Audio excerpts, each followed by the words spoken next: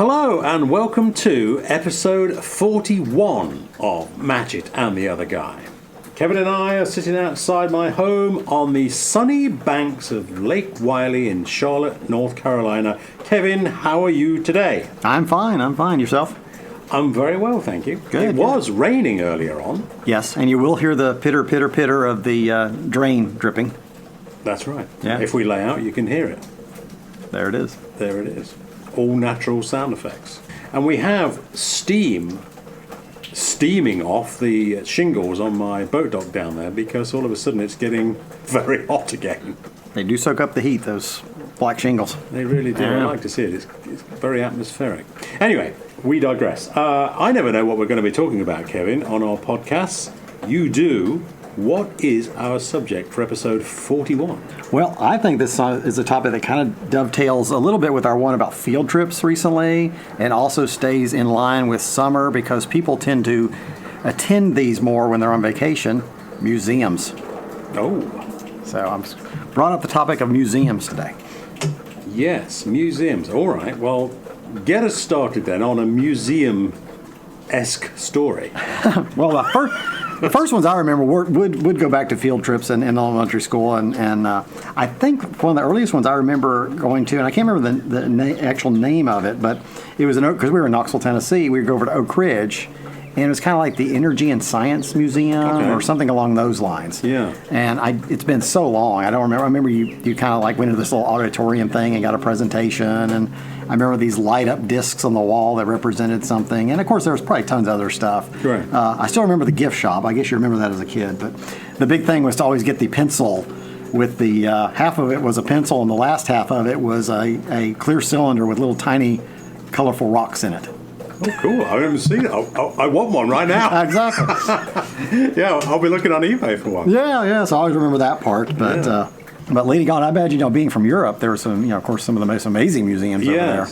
Are you a fan of museums? I am. I can get lost in a museum and really go to. It's like a documentary that you're live at. You're seeing it for real. Yes. Well, I'm kind of fascinated by not all history. That would be wrong to say that. I'm not particularly fascinated by ancient Rome, for example, but 20th century history, particularly the Great War and the Second World War, as you know, holds an appeal to me. There is an incredible museum in London, the Imperial War Museum, which is filled with relics and artifacts and information from any of the great conflicts, but particularly the two world wars are well covered in that. So that museum is busy every single day. And they've reproduced a section of World War I trench in there, but also they have wonderful sound archives which they've been collecting over the last couple of decades, trying to get first-hand memories and accounts before it becomes too late for these folks. Yeah. And I think in recent years many museums have become more aware of that. We need first-hand accounts of what we're trying to talk about. Let's get them on file before they're gone, before unfortunately it's too late. And they've done a very good job of that.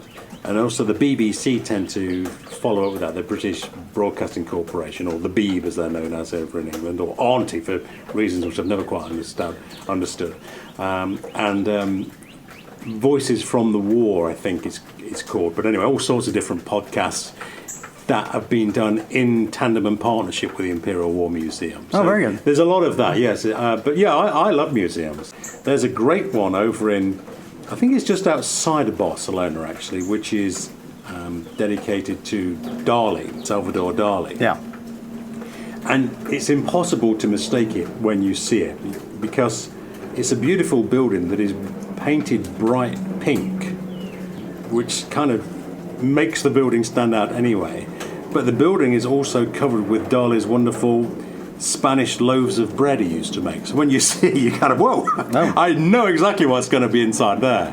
And if you're a Dali fan in any way, most definitely go and see that. And it is absolutely full of his wonderful, wonderful things, yeah. Did you ever go to the Louvre? I have been to the Louvre, absolutely, yes, several times actually. And the Louvre is fantastic. All great museums are fantastic, aren't they? But it is so vast. I mean, the Louvre always strikes me as so vast that after half a day, I'm just exhausted. And you realise that you've seen but a fraction of what's in there. Particularly, I mean, the star attraction is going to be the Mona Lisa. And the Mona Lisa is behind glass, in a glass box, effectively. But you can't get anywhere near it unless you're the first through the door. I have heard it's one of those things that's like it's a big tourist no. Don't even bother trying to see it. It's just a exercise in futility. Yeah. And of course, the big thing everybody says, it's so small that it's much smaller than people think it is. Yeah, it is. And you're so far back in the throngs of people that you're not going to get to see it. Just get a good book, and you're going to see it much better. It's a tragedy in many ways how well protected it is, although I understand the reasons for their desire to protect it. I'm pleased that so many museums don't go down that avenue of protecting the works to that degree. I get it, but I don't get it. Well, actually, I have a personal story about that. The Smithsonian, I lived in D.C. Right. for about 14 months, and obviously the Smithsonians are there, and in the U.S., I mean, that's our, grand dame of museums, or museum system. And so, I would go occasionally, mostly when, it's kind of funny, it's like when you live there, you don't go as much, Sure. but, you will when people visit, Yeah. And I had actually been on a D.C. trip with my parents in high school, but I don't think we actually went into the art museum. There's so many different things to see there. Yeah. We just didn't do it. So this was when I was probably about mid-20s living up there, and I had a friend come in, and so we'd actually both been in graphic design school together, so we obviously had art classes, art appreciation classes of different things and such like that. So it was natural kind of for us to go in there. Well, we started off in the area where it was mostly, Monet's, Manet, those type of things. Yeah. And I'm looking at these, and you can walk right up to them. I mean, right up to them. And there's a security guard to the right. And I said to him, naively, I said, "Are these reproductions?" And he kind of laughed and said, "No, they're the real things." I said, "But you can walk right up to them. Yeah. They're not protected." And he kind of laughed. He said, "Well, what do you think I'm here for?" And I said, "Yeah, but." And he kind of laughed, and he kind of knew what I meant. Yeah. And he took some time with us and actually explained. He said, "We really don't have to worry. It's not somebody coming in that's crazy and it's going to slash the painting, or just somebody's going to do damage to it on purpose. Yeah. What we have to watch out for is, say an art teacher brings his group of students in here, and he's showing them a painting, and within seconds he whips out a pen and he wants to show an important detail, and he's touched the pen tip to the painting." Yeah. He said, without "That's thinking. where we have to really be diligent of. That's where our danger is." And I said, "Oh, okay." So that explained kind of how they're able to do it the way they do it. And it was amazing to get to stand, inches away from a masterpiece that you've seen only in books. It is absolutely mesmerizing to me, is exactly right. Because when you see a great work of art, whatever it is, Monet, for example, you look at Monet's works, and you stand so close that you can see the brush marks and the thickness of the layers of paint. Exactly. There's this weird thing. I'm always attracted to detail, as you know. It's been a part of my job for many years. I'm attracted to small details of things, whether it's just observation or actually physical details of things. But when you get really close to a work of art and you can see where the artist has actually laid on those layers of paint, there's something indescribable about it, right? Yeah. It's just absolutely fascinating. That's where the mastery is. Yes, So. you try it. Yes, that's exactly right. You try and pinpoint what makes a great work of art a great work of art. Again, we mentioned Dali earlier on. I'm a fan of Dali's works as well. But it's indescribable how these things are achieved. It's just something magical happens when an artist does his best work. It's a bit like we're getting off topic already. For say it's the same with composing music. How did Mozart do what Mozart did? There's something magical happens that you can never reproduce it. And I'm no expert of music, but when I listen to Mozart's seemingly so effortless way of making that work is fantastic. And it's the same with painting. There's a museum in Oxford in England, very close to where Benetton are based. And there's a museum there called the Ashmolean Museum. And a few years ago, and the name of the artist completely escapes me, 2 very expensive paintings were stolen from the Ashmolean. And if memory serves, it was I want to say it was either New Year's Eve or Christmas Eve one year. So this theft had been timed to be at a time when perhaps there wasn't enough attention shown to security, or these guys broke in, stole a couple of very, very expensive paintings. I don't think they were ever recovered. And I remember reading a report, and I hope I've got this accurate now, where journalists had asked the museum about the insurance on the paintings, and the museum's response was, they're not insured, because how do you insure a priceless work? You can't replace it with anything else that's like it. Yeah, it's there's gone. no comps out there. Absolutely. You lose an expensive painting by a particular artist, and it's gone forever. We can't. What do we do with that money? Yeah. We can't buy another one. Yeah, it's not a like for like thing. It doesn't work that way. Yeah. Every once in a while you hear about that, about an art heist. It's where the word heist is kind of used a little more than a theft anymore. Yeah. So, and a lot of times I think it's as brazen as breaking in, and don't they just take a box cutter and they slice right at the edges of the frame and just pull it and roll and out the door they are with it. Yes. I've heard of that happening. But also, you made me your little story earlier on when you were standing within inches of valuable paintings. I've seen the same in museums where the frames are seemingly just screwed to the wall with screws and roll plugs. I mean, there's nothing. There might be something behind the painting I'm not aware of. But just like your description, you look at these things and think, hey, but what is really protecting them from theft? Yeah. And somebody obviously knows how to hang them properly and take great care with them, which I'm sure is a skill set within itself. So, but it'd probably be amazing to be a curator at a fine museum. Yes. And you mentioned the Smithsonian earlier on, and I love walking around the Air and Space Museum in Washington and just seeing, again, picking up on detail. When you look at some of those early 1960s spacecraft, the Gemini craft, for example, and then some of the Soviet items they've got on display, I think, wow, how do these things ever fly? Yeah. They seem so basic. Well, they were very basic. I mean, I get all of that, but you look at it and think, wow, I've been around highly sophisticated engineering for 10 years of my life, working directly on it in Formula One, and also observing it for many more years. But it's just remarkable to me how unsophisticated those early ships looked, how the wiring looms just seemed to be held together with strands of tape for lightness, I'm sure. But these things flew into space. Yeah. I'm pleased I was not in any of those craft. Well, as you know, I suffer from a little claustrophobia, so the idea of being bolted into those craft for a start is a non-starter for me. Not your idea of a holiday. Those guys were so unbelievably brave to do what they did. Yeah.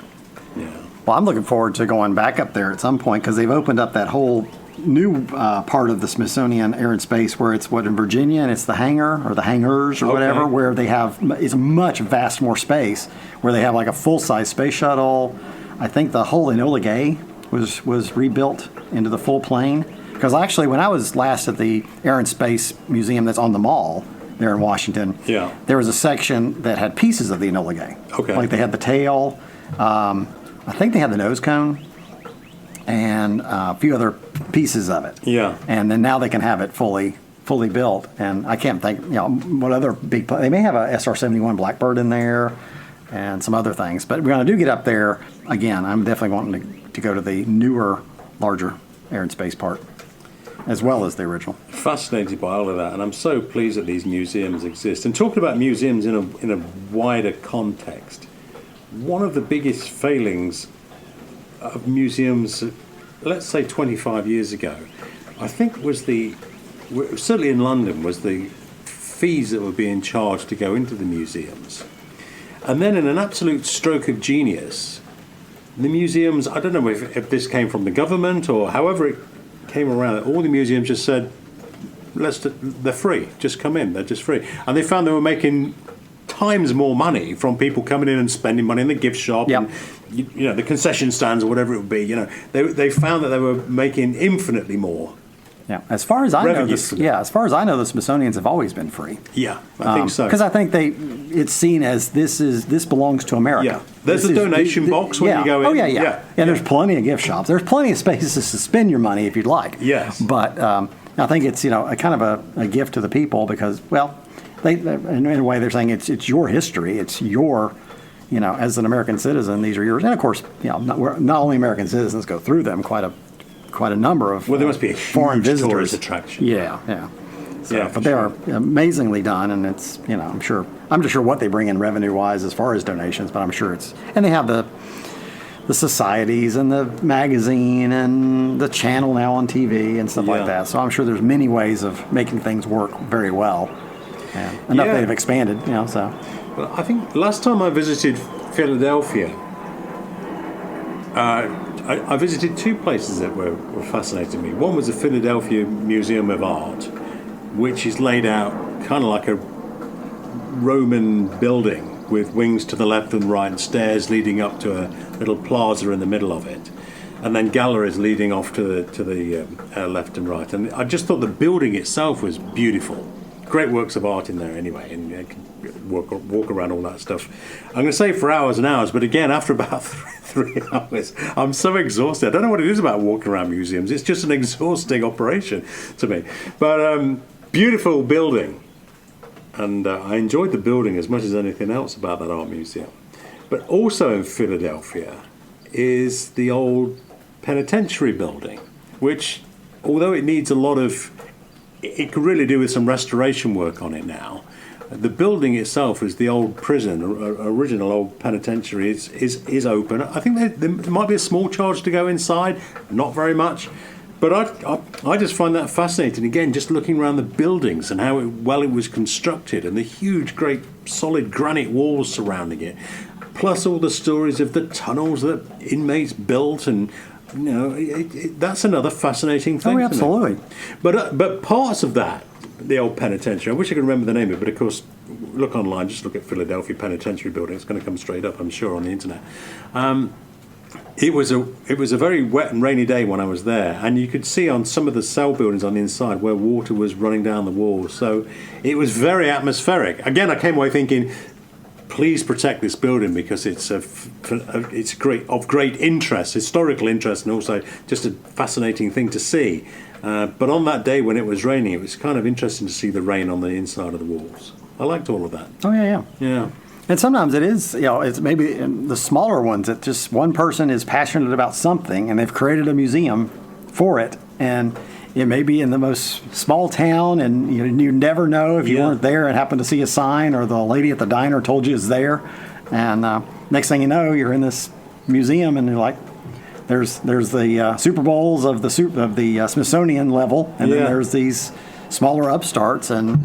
But I think they're all fascinating. If somebody's got a passion to create a museum for something, it shows their dedication, and Truly. and it can be very interesting. Down in Toccoa, as you know, I have an interest in Camp Toccoa, where the Easy Company 101st Airborne Division trained before leaving for Europe in their pre-D-Day training. But there is a little museum just next to the train station in the tiny town of Toccoa in Georgia, which is dedicated to the 101st Airborne because of the close proximity of the camp. And in there, they have rebuilt part of a stable block that was over in England where the 101st stayed in the very last couple of days when they're in isolation to stop the story of the invasion getting out, any risk of it getting out to the wider world. They were effectively isolated in farms and around airfields, and parts of that stable block have been brought over the Atlantic from there and rebuilt into the museum. Oh, fantastic. Which is kind of a cool Yeah. thing to say. I love all that. Yeah. And I'm pleased that's happened because so many of those Second World War buildings, they're in a state, they're falling down. They would have just been leveled and destroyed and taken away as an old farm building without anybody really giving any consideration to the history that was attached to it. I think the idea that it was brought over the Atlantic and rebuilt is a great thing. And talking about Camp Toccoa, where the airborne trained, the good folks down in Camp Toccoa that are rebuilding sections of that camp. To give a little backstory, which I think this is a little fascinating story to it, the camp was sold off as soon as the war ended and it was no longer needed. The camp, and it covered thousands of acres of ground. The camp was all sold off, and the original barrack buildings were dismantled, and they were sold incredibly cheaply to local farming communities with the idea that they could rebuild to house chickens or whatever.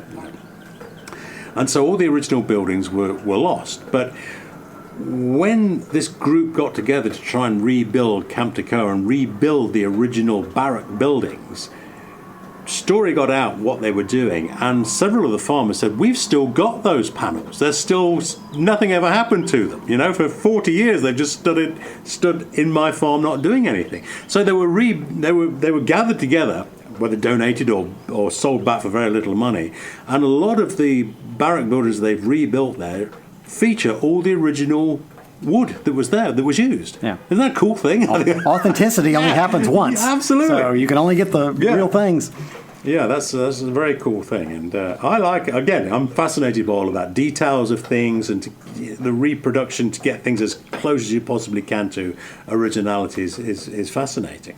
Well, one thing that makes a difference, too, and you mentioned it you said that the one museum had the World War I trench. Yeah. It's one thing to be in a museum and you're seeing art or whatever, or you're seeing a lot of photographs from an era or something like that. It's one thing to see a photograph, but if you can immerse yourself into a fairly accurate representation of what it was like, it just really changes your mindset, because you can say, oh, it was this high, or they were looking over it, they had to lean up to do this or whatever.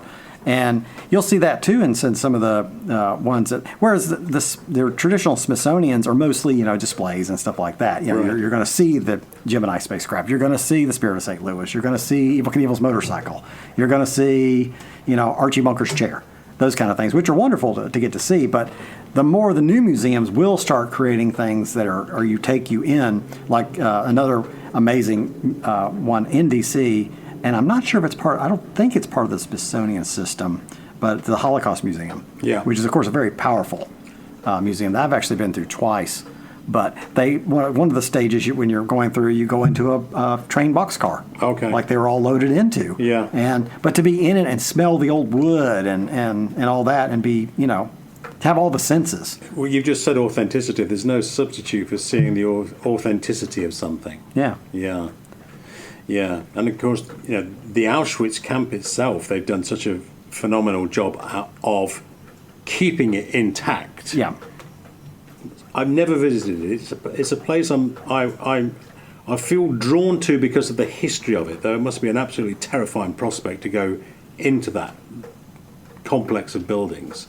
But I'm so thrilled for history that it has not been demolished. Yeah. I think it's of vital importance that it's kept exactly as it is, so future generations can go, can see, and can take it in, take all that horror in, exactly what happened there. I think it's vital that it's kept there. Yeah.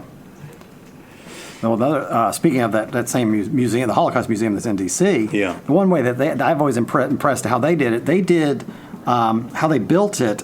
There's areas where you watch video, because there's a lot of course video from World War II, and a lot of that is disturbing. And what they did is they put some of the videos down inside an area with a wall that's let's say it was 3.5 feet maybe. Okay. So adults could look over, and the video was looking at them like at a 45-degree angle, perfect viewing of it on screens, but smaller children couldn't see over it. Yeah. And I'm like, that's brilliant. Yeah. How they've thought to, so the children could have their innocence protected. Exactly. Yeah. And another thing, I know we're kind of on one museum at the moment, but another thing they did at the Holocaust Museum is they have a whole interactive where you start at one end and you go through it and you take your children through it. I think it's called Daniel's Story.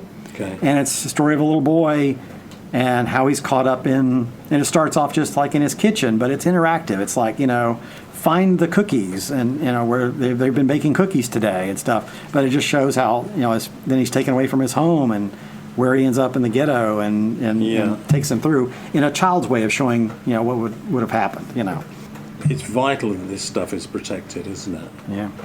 It really is, yeah. I'm trying to think, one thing I wasn't aware of until I visited the Imperial War Museum for the first time. And again, I've written about the Great War. I am interested in that because it was an event which still has ramifications to today, to this very day. Here's an example. President Biden's recent proclamation that all American forces will be withdrawn from Afghanistan. Without going into the politics of it, you can trace back from Biden saying we're going to recall all the troops from Afghanistan. In a series of possibly 10 steps, you could trace that story back to the Great War. It had such an effect on the whole world from 1914 to 1918, but the knock-on effects of that conflict are felt to this very day. That America is withdrawing troops from Afghanistan can all be traced back to that event. Obviously, you look in the more wider, well-known context. You could say we know that the First World War conflict begat the Second World War. We could see that, and the Second World War conflict became the Cold War. You could see that, and you could see that the Cold War led on to Korea, and it led on to Vietnam, and then the Soviet troops tried to invade Afghanistan. Like every step, tick, tick, tick, all the way along, you can trace it back to what happened in the First World War. So it was such a monumental event. I think it's vital to study that. And if I only understand a fraction of it, but if you study that period, it kind of explains what else has happened around the world over the last 100+ years. But going back to the museum, Kevin, I was going to say, I wasn't aware of how, again, this goes back to details of construction, that the German forces in the First World War, their trenches were so much more sophisticated than the Allied trenches were. The German engineers had figured out relatively early in trench construction that you can't have a straight run of trench. You can't do that because if an artillery shell hits the trench, there's nothing to stop the artillery fragments going left and right and writing off any number of troops that happen to be there. Yeah. You've got to design the trench to be in a zigzag formation so that the walls of the trench will minimise casualties. Yeah, and the Germans were over that very quickly. And in contrast, and by comparison, the British trenches, the French trenches, were very much more basic, and they didn't figure that out until much later in the conflict, I think, that we've got to change our construction. And the Germans were aware of the potential for flooding. One of the great tragedies there's many tragedies of the First World War, but one of the great tragedies was because of the seemingly the endless rain and the endless sludge and mud, that the trenches were seemingly always underwater. But the Germans had figured out that to put duckboards into the bottom and raise those duckboards up so that the troops were standing on a dry surface. It might be just wood, but they were away from the water. And so many of the Allied troops were suffering from trench foot because they were permanently sloshing around in water and mud, and that killed a lot of people because they'd get trench foot, that would turn into gangrene, then you'd have your feet amputated, that would lead to infection, on it goes. So all of that stuff is fascinating, but if it wasn't for museums preserving that information, it would be lost. Yeah, and you can watch it on YouTube, you can watch it on a TV documentary, but to go to a museum and see a recreation of it, or even a diorama that's done really well, you get the perspective, you get the 3D perspective that you can't get on a video. So get out to your local museums and such. And who knows what's in anybody's given town, that's listening, and they may have never looked at and found or something like that. There's thousands upon thousands of great little treats out there, and some of them that I'm looking forward to going now. Granted, this is a well-known area, and we talked about it in our amusement parks, I think, episode about Pigeon Forge up in Tennessee. Right. I love it. I'm fascinated with Titanic. Of course, millions of people are. I'm not alone in that, but there's supposed to be an excellent Titanic museum up there with many relics and interactive things. Like I just know, like one room, you go into the room and it's the temperature, the air temperature of the night, which was freezing, right? I'm sure. Pretty I'm not close sure what to it it, was. yeah. Yeah. And they also have the water temperature too. So that's gonna. I mean, it gives you an immediate sensory thing of how it felt to maybe have touched that water, nevertheless jump in. Yeah. In fact, I think they have one where they have a part of it where it's the final angle, or one of the final angles before it was going to go completely under. Okay. And you try to hang on the railings, like if you were trying to hold on to the railings, wow. at that angle. I'm really looking forward to going. I just haven't made it over there yet. Someday I want to get over there and spend a good number of hours probably. I don't think the wife is into that one, so I think that's going to be a drop-off. You text us when you're done. Plan. But I'm like, fine. Yeah. I'll be done when I'm done. And I have to say, I am 58 now. I never thought that the Titanic would ever be found in my lifetime. Well, I remember when the Titanic was discovered. I was thinking, I remember it vividly. Way. I remember Yeah. it vividly. Absolutely. Ballard found it in '85. Yes, I remember it. It was such a big deal. And the issue of we subscribed to National Geographic. Dad did, and that issue. Yeah. When it came out, it was just seeing those photographs was just unbelievable. To this day, it still seems remarkable to me that ship has been found. Mm-hmm. Yeah, I was thinking of the museum you were describing there, which would have artifacts, teacups and plates and silverware or whatever it would be that's been brought to the surface, and I thought all of that would have been lost. That's a remarkable thing about museums. Yeah, to be able, we took, going back full circle to where we started this discussion, it's being able to have that sort of, I say, tactile sense of it. You don't necessarily have to touch it. I'm sure the museum curators would prefer that didn't happen, unless it's the little piece of moon rock down The Smithsonian? at Kennedy Space Center, I'm thinking, where they've got a little sample of moon rock down there. But I'm thinking, you don't have to touch these things, but to get up close and just see these things, like to see a teacup, for example, that was on the Titanic, and it's so evocative, isn't it? You see that, and instantly your mind is recalling all these things you remember from a kid about reading about the Titanic. Yeah, I think that's museums. Museums are cool, kids. That's right. That's right. Get out there and go to a museum. Well, it's like I said, I love just discovering one. One of them was actually it's no coincidence where it was, but we were at the North Shore of Hawaii, the big surfing mecca, and it was in a nondescript little plaza that had little shops and stuff, and lo and behold, there's a little surfing museum that somebody had created, and there's no charge to come in, and you walked around and had different boards from different eras and showed the history and Someone all that. just wants to share their passion. Yeah, and all they had at the end was a donation box if you wanted to give, and of course I did. I was happy to, and I was really thrilled to find it and chatted with the owner for a few minutes and went on my way, but I still remember it to this day, and it's been like 22 years ago. Yeah, I'm fascinated with all of that. You may recall that fairly recently I acquired 2 field telephones that were not working from the Second World War. We should probably do an episode. I just think there's 2 classic things that have just come into my life fairly recently because I'm fascinated by items from the past. But to see these, it's just 2 field telephones. There are just two field telephones that aren't working from the Second World War. Who cares? But I am fascinated by looking at them, looking at the connections, how they work. And the thing that instantly struck me, Kevin, when these telephones arrived and I started to pull them apart because they weren't working, boy, they are heavy. They are heavy. They're probably like 5 or 6 pounds each.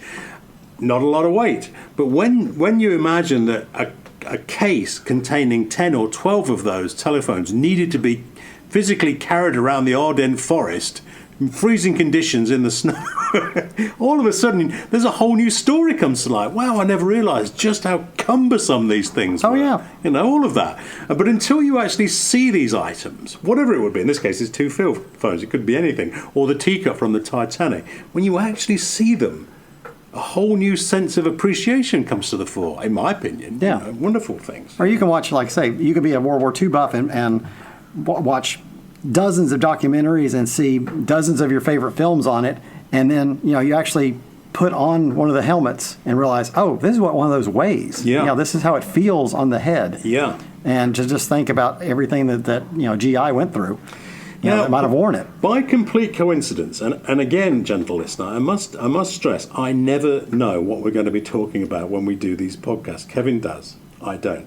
Last night I was flicking through YouTube. Always fascinating. There's so many things on YouTube, and I stumbled across a few guys that were with metal detectors out in forest land somewhere around Berlin in Germany. They didn't say where it was, but they described it as being forest land somewhere close to Berlin. And sure enough, they were out with metal detectors, and they were finding odd little uniform buttons and the occasional little coin that was from the Second World War. And then one guy is going around with his metal detector, and he says, "Oh, I've got quite a heavy read here," or however you could describe it in metal detecting language. Signal, maybe? Strong signal. And he dug down underneath, only about 3 or 4 inches, not even 4 inches under the soil. And you could see a little bit of rusted, what he says, "I think this is a barrel. This is a barrel of something, gun barrel." And went a little bit further, and then almost like magic, it was like magic to me, a fully complete German submachine gun. He pulled it out of the moss. And I thought, talk about unearthing history. Yeah. It was absolutely phenomenal. It looked yes, it was rusted, but every component seemed to be there, from the buttstock to the folding buttstock to the breech and the magazine, the trigger guard and the trigger. Everything was there. It'd obviously just been dropped on the ground, and over the last 70 plus years had just slightly buried itself, but only slightly. But he pulled the whole thing out, and there it was. I thought, good gracious, talk about living history. There it is. Dormant all these generations. Wow, it was just, it was one of those moments like, good Lord, look at this. Incredible. Yeah. Well, I think we've covered a good bit. I think there's many, many more museum subjects we could continue on, but I think we're going to have to wrap up for this episode. Well, thanks for that subject. That was sparks many stories, these subject headings you come up with. And museums are, I was kind of joking earlier on, museums are cool, kids, but museums are cool. They are. Yeah. I mean, there's so many great things. Get out and enjoy some. Yeah, absolutely. And first, now they're probably really, really looking to get patrons back again, so it'd be a great time to go check out what's around your area or something to travel to. We will. I tell you what, we must do an episode on these 2 field telephones, talking about it. They're the only thing. I can't discover a German machine gun in my garden down here in Charlotte, but we have got those two field phones we could try and get working. Yeah, there was not a high German presence in North Carolina during the 40s, but not as far as we're aware. Not as far as we're aware of. Not as far as a few subs off the coast, yes, but well, Hemingway was convinced they were. I remember Hemingway set out with his Pilar, his fishing boat Pilar. He did. He was convinced that he would be able to encounter German submarines and see them off from the coast of Florida. Yeah, I don't think. Which I'm sure those subs would have made quick fodder of him, but okay. Yes. Anyway, good for him for being so convinced that he could do something about it. Yeah. Anyway, dear old Hemingway. All right, well, we must go. Well, we'll be back for another episode of Matchett and the Other Guy, won't we? We will. Yeah, all right. Take care. Until then. All right, bye.